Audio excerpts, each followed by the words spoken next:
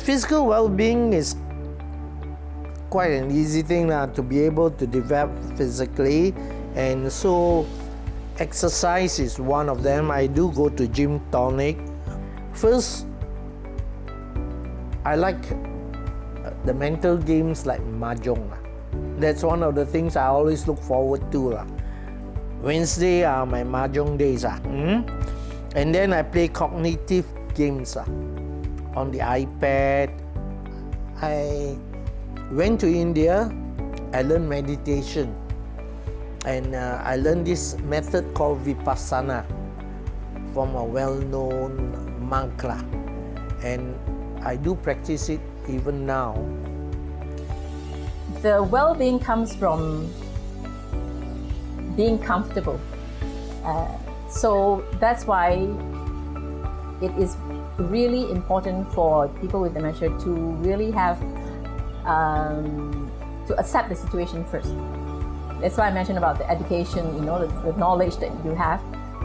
When I get to know what it is, then I am, okay, fine, this is the situation, and what can I or what can I not do with my situation, and how can other people help me? So I'm very vocal. So I ask, if I need something, I will ask for it. If I do not ask for it, and I advocate to all my members, if you don't ask, people don't know. And everybody wants to help, but they don't know how to help. And in fact, they're afraid to help. So if they are afraid to help, people will stay away, or they look arrogant, or actually they have a fear. If I come and support you, or I come and help you in some ways, you may scream at me, because their knowledge is, Alzheimer's people are a bit crazy, they all kinds of traditional thoughts that they have. It's not true. Many people are, if you meet most of my friends, they are in good shape, but we suffer in different ways. 24 hours is not so easy for people living with dementia. So the well-being for us for me, is just to be able to accept myself and be comfortable with other people, so other people can be comfortable with me. And my well-being now is super. I was advocating for people, organizations, to start a peer-to-peer group, because I believe that whatever the neurologist, whatever specialist has, the experience is not enough for people living with dementia. The people living with dementia can only be supported by people living with dementia.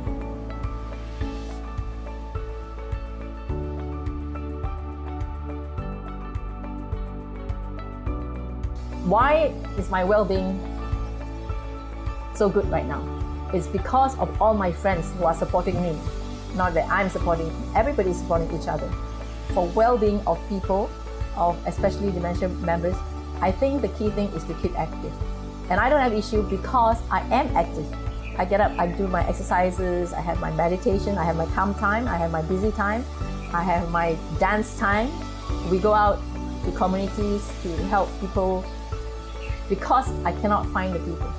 Physical support can come from creating opportunities of physical activities, right? Such as things that I like to do, or like and capable of doing. Like, for example, swimming, which I do quite a bit. Like walking. Mental well-being also refers to people whom I interact with. All right. For people to understand me, for people to know that my capabilities of achievement, and those that maybe I find difficulty, be able to accept and be sympathetic, and if possible, to provide suggestions for me to get through them. I must feel that, although I have dementia, I still can achieve if I want to. And that's a choice. And to be positive about the choices. Choose the positive, choose those areas that will make me feel successful and happy, right? Not to be affected by the negatives.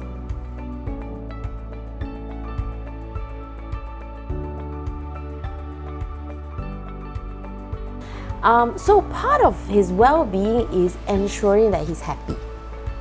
Okay, very often, and I think he shared with me, what he goes through as a person with dementia, the challenges he faces. So of course, even though it's forgetfulness, slowly sometimes it also affects like ability in terms of speech, finding the right words. But supporting his well-being is, I would say, in 4 areas. Yeah, the physical, the mental, the spiritual. He didn't talk much about it, but nutrition is also very important. Yeah, so keeping him engaged, all right, which means that if he's thinking, he's physically, all these have been researched and led to the brain being active cognitively. Yeah, so it's keeping him happy. At the end of the day, giving him the ability to decide, empower him with decisions, not to complicate and provide too many choices. That's very important. So if like, say, when I mean choices, like going to a hawker center, right? Instead of saying, what do you want to eat? Because there's so many stalls out there and so many people, I narrow down to 2 or 3 things that he likes to eat. So like, is it fishball noodle or roast duck mee pok or laksa, right? I mean, of course, if the stall is there. So you narrow down the choices so that they feel empowered to make those decisions. That's 1. 2, respect and dignity. I think it's really important to communicate and articulate, because part of their well-being means they're feeling good about themselves. Yeah, so it's talking to them not like a child. Many people as care partners will start to talk to their loved ones like a child, and that's not the case. Yeah, so it's really speaking to them at a level and rationalizing with them. So I do a lot of reasoning with my father. Okay, and when you reason as opposed to talking down, they will feel more respected.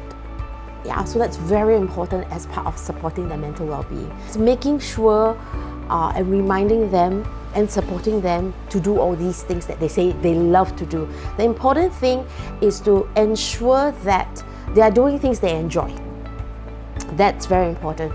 So it's like, if it's asking him to do something he doesn't enjoy, then that's not going to help him.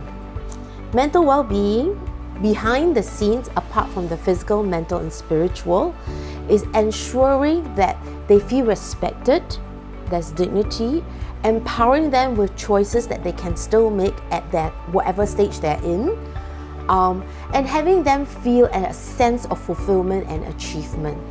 More importantly is helping them, and for me, my father, is a sense of meaning, right? Giving them a purpose. So that's why we go out, we do a lot of advocacy work and speaking about and educating people around dementia, because he has this gift and he wants to contribute to the community, and that gives him meaning and purpose. So supporting them behind the scenes, apart from the other things that he's mentioned. I managed to shift the feeling from feeling guilty to feeling responsible, that I was able to take any action. So the difference between, oh man, it's my fault, I'm not doing anything, I feel so guilty. Guilt is a paralyzing feeling. When you feel guilty, it's very hard to do something. It's only when someone guilt trips you and says, okay, you're guilty, now you have to do this, and you're given a specific action, that guilt can ever motivate you to something. Otherwise, it freezes you, or froze me. And when I, in my own head, was able to go, okay, I don't like this, what's the other side of this feeling?